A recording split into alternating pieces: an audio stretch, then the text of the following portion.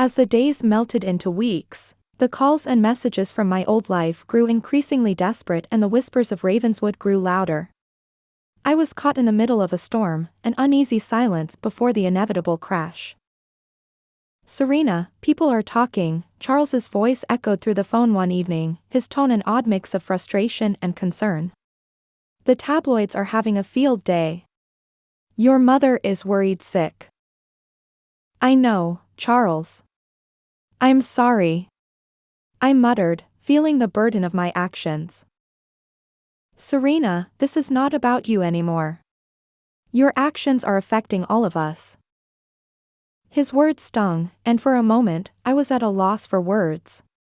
My past was calling me back, the life I was expected to lead, the people I was supposed to please. But at what cost? Meanwhile, in Ravenswood, my new life was not without its complications. The small-town charm that had once welcomed me was slowly being replaced by apprehension. The citizens of Ravenswood, who had initially welcomed me with open arms, were now questioning my presence. "City folks always think they can come and change things around here," old Ben, the gruff owner of the local hardware store, grumbled one day. "But we don't need no changing." "Give her a chance, Ben," Marianne scolded, her kind eyes looking at me with understanding. But the seed of doubt had been planted.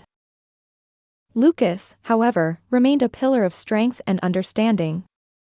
"They're just scared, Serena," he said one evening as we sat under the stars. "Change is scary. But if anyone can win them over, it's you." But the conflict was not just external. Inside me, a battle was raging. The Serena of the past, the Serena who lived for societal expectations and her family's name, was at war with the Serena of Ravenswood, the Serena who found joy in simplicity and fulfillment in making a difference. I felt torn between the past and the present, between obligation and desire, between who I was expected to be and who I wanted to be. The pressure was mounting, the whispers growing louder, the decisions looming closer. "Serena," Lucas said one evening, his voice heavy with concern, "sooner or later, you're going to have to make a choice." And he was right. I couldn't keep running from my decisions. I couldn't keep living in this in-between. It was time to make a choice. It was time to face the storm. But was I ready for the consequences? As the weight of my predicament settled on my shoulders, I realized that no matter what I chose, life as I knew it was about to change. But maybe, just maybe, that was exactly what I needed. A change. A new beginning. And with that thought, I knew what I had to do. It was time to face my past and carve out my future. It was time to choose my path. It was time for the storm. The day I decided to face my past was unlike any other.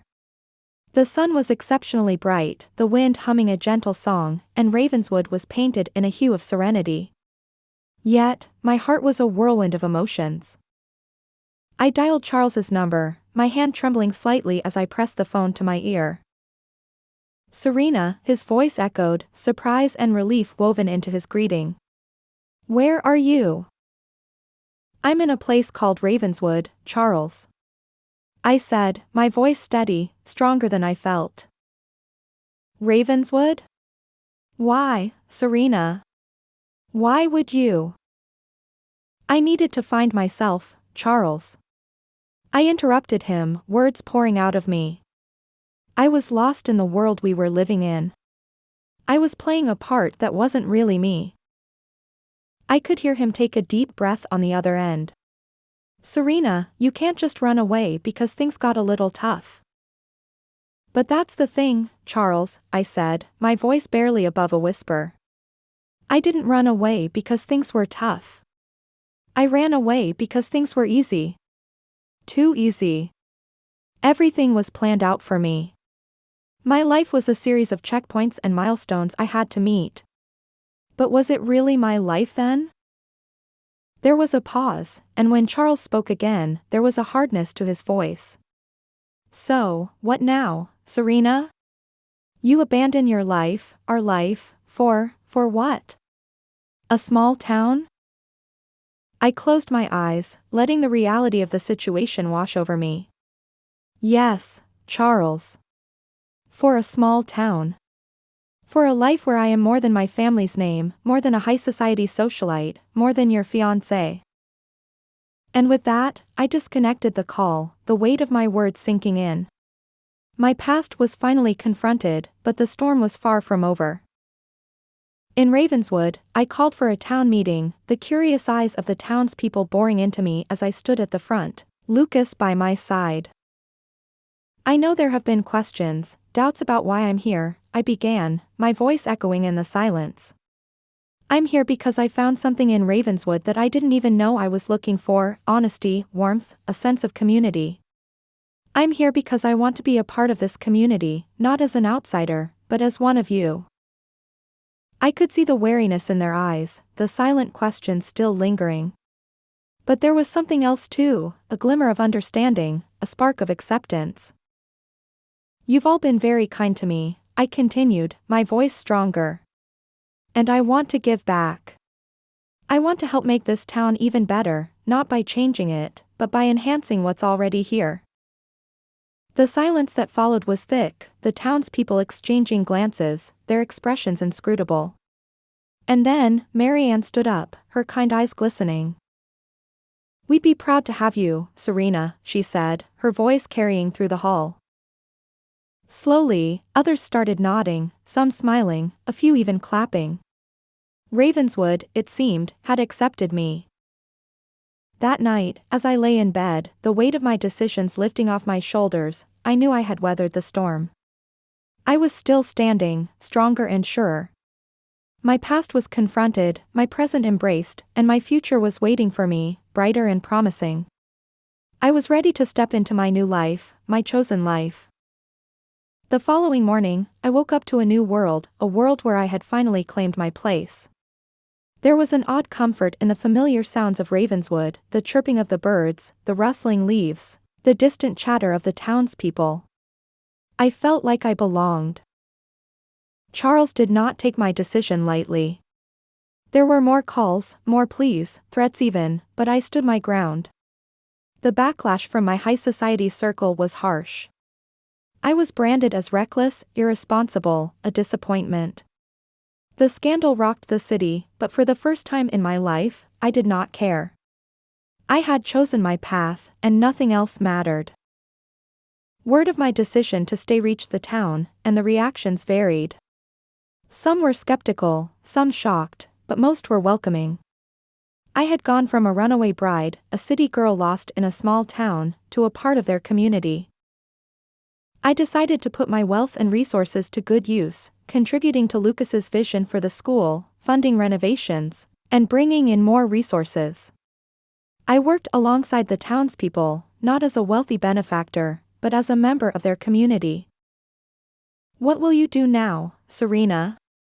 Lucas asked one evening as we looked at the renovated school, now bustling with eager children and dedicated teachers. I want to help, Lucas, I said, my gaze never leaving the school. I want to be a part of the change we're making here. And I did. I worked closely with Lucas, assisting him in managing the school, planning curriculums, organizing community events. Every day brought with it a new challenge, a new learning experience, and I found myself growing, evolving, blooming. My mother, though initially disappointed, eventually accepted my decision. She saw the change in me, the happiness, the contentment, and realized that maybe, just maybe, I had made the right choice. Be happy, Serena, she said during one of our phone conversations, her voice soft, loving. That's all your father and I ever wanted. And happy, I was. There was a simplicity in my life now, a sense of purpose that brought with it a joy I had never experienced before. I was not just existing anymore. I was living. As weeks turned into months, Ravenswood became my home. The townspeople, once strangers, were now friends, family even. I was Serena of Ravenswood, and I wouldn't have had it any other way. And as for Lucas, well, our relationship evolved, too. From friends, we became partners, partners in our mission, partners in life. He was my rock, my confidant, my companion. Together, we were building a life we had chosen, a life we loved. And so, as I looked at the sunset, Ravenswood bathed in a golden hue, I knew I had made the right choice. I had found my home, my purpose, my happiness. I had embraced my new dawn. Life in Ravenswood had a rhythm of its own. The days flowed with an easy charm, each day unfolding new surprises, new lessons, new experiences. I found myself falling into the rhythm, seamlessly merging into the tapestry of this small town. The school was thriving. The number of students increased, their faces lighting up with curiosity and eagerness to learn. The townspeople were supportive, their initial skepticism replaced with respect and admiration for the work we were doing. Together, we were making a difference, shaping the future of Ravenswood one student at a time. The transformation in me was just as significant. The girl who had stepped off that train all those months ago was a distant memory. I was no longer the heiress of a high society family, burdened by expectations and societal norms. I was Serena of Ravenswood, a woman with a purpose, a mission, a sense of belonging. I found comfort in my new routine, in the joyous chatter of the school children, in the shared laughs and meals with the townspeople, in the quiet moments with Lucas. It was a life that was vastly different from the one I had left behind, yet it felt so much more real, more fulfilling. As I sat on the porch one evening, watching the sun set over the idyllic landscape, Marianne, the town's matriarch, came to join me. Her wrinkled face was lined with years of wisdom and her eyes sparkled with kindness. "You've done good, Serena," she said, her voice a comforting hum. "You've made this town proud." Her words brought a smile to my face, a warmth spreading through my heart. "I'm proud to be a part of this town, Marianne," I said, meaning every word. "You've found your place, haven't you?" she asked, her gaze on the horizon. I nodded, yes, I found my place, my home. And indeed, I had. Ravenswood was my home, the townspeople my family, the school my mission. But most importantly, I had found myself. Looking back, I realized how drastically my life had changed, how a single decision had set me on this path. But I wouldn't have had it any other way. I had taken a detour, embarked on an unintended journey, and it had led me to exactly where I needed to be. I was excited about the journey ahead, eager to embrace the new challenges, the new experiences. I was no longer running away, I was moving forward, and that made all the difference. As the sun set, painting the sky in shades of orange and pink, I felt a sense of peace wash over me. This was my life, my chosen life. And I was ready to live it to the fullest. For all the uncertainty that lay ahead, I knew one thing for sure, I was Serena of Ravenswood, and I was exactly where I was meant to be.